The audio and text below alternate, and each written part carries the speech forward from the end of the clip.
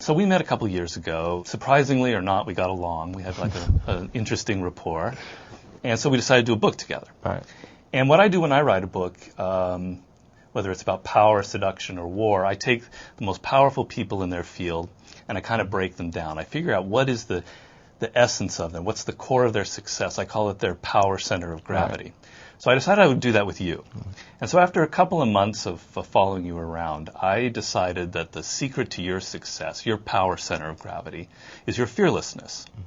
So in any kind of situation where you're interacting with people, you're the one that has less fear than they do.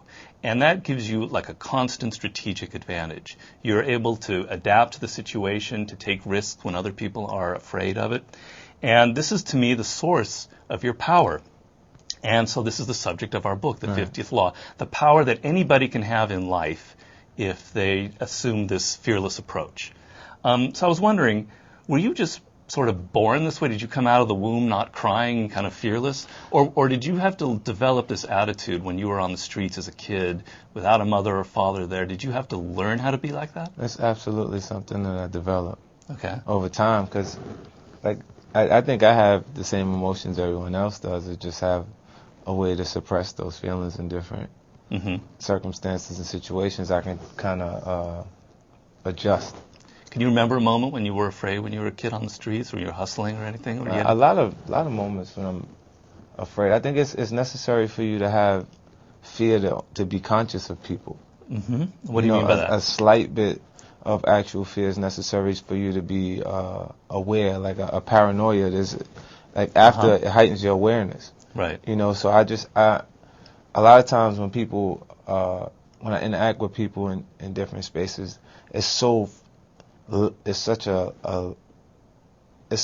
intense than what I've had the experience prior to music, that it puts me in a space where it's really a relaxed space. So it is true, a lot of times I interact with people and they have a stronger fear factor involved in our interaction than I have, because I've been in way worse situations, to me, more dramatic spaces. So I just look at each one of the situations and kind of analyze it, or I'll use a parallel to something I've experienced in my past to make sense of the actual situation. So a lot of the decisions are kind of like gut feelings. Like the music business and entertainment in general, there's no school for it.